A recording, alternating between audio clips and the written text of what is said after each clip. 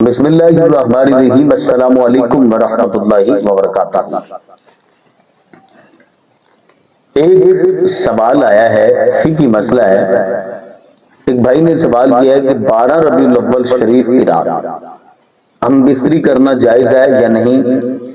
یہ جو رات ہے، اس رات میں ہم بستری کر سکتے ہیں یا نہیں کر سکتے، اس حوالے سے رہنمائی فرما دیں۔ تو آج ہم بات کریں گے کہ 12 ربیع الاول شریف کی رات یعنی کہ شب نور جو 12 ربیع الاول شریف کی رات ہے، اس رات ہم بستری کرنا جائز ہے یا نہیں۔ اس بارے میں ہمیں احکام شرع کیا حکم ارشاد فرماتا ہے، کیا ہم بستری کر سکتے ہیں یا نہیں کر سکتے۔ مکمل تفصیلات میں جانے سے پہلے گزارش ہے کہ اگر آپ نے ابھی تک میرا چینل سبسکرائب نہیں کیا تو میرے چینل کو کریں سبسکرائب اور بیل آئیکن کو دبا لیں تاکہ اس طرح کی لیٹسٹ اور نئی نئی ویڈیوز آپ تک بآسانی اور بر وقت پہنچ سکے۔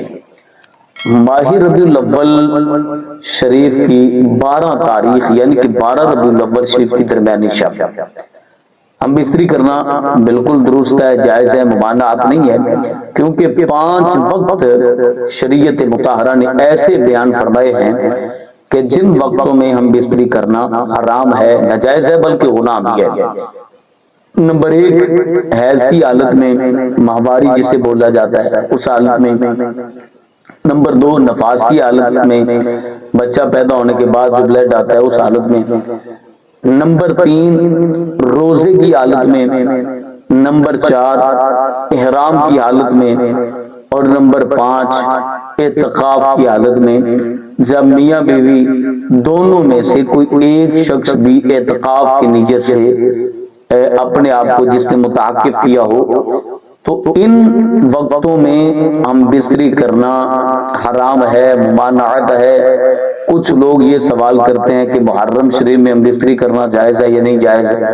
محرم شریف میں بھی ہم بستری کرنا جائز ہے۔ پھر لوگ سوال کرتے ہیں کہ ربیع الاول شریف میں ہم بستری کرنا جائز ہے یا نہیں، ربیع الاول میں بھی جائز ہے۔ اور پھر لوگ یہ سوال کرتے ہیں کہ ذی الحج کا چاند نظر آنے کے بعد یکم ذی الحج سے لے کر 10 ذی الحج تک تو ابھی ہم بستری کرنا جائز ہے، ممانعت نہیں ہے۔ یہ جو وقت ہے نا، جن وقتوں میں شریعت مطہرہ نے ہم بستری کرنے سے منع فرمایا ہے، وہ 5 وقت ہیں جو میں نے آپ کی خدمت میں گوش گزار کر دیے ہیں۔ ان 5 وقتوں کے علاوہ کوئی ایسا ٹائم، ایسا وقت، ایسا دن، ایسا تہوار، ایسا مہینہ نہیں ہے کہ جس میں ہم بستری کرنے کو شریعت مطہرہ نے منع قرار دیا ہو۔ تو مجھے امید ہے کہ آپ کو اس مسئلے کی سمجھ آ گئی ہوگی۔ اپنا اپنی فیملی کا ڈھیر سارا خیال کیجیے گا۔ اللہ کے بعد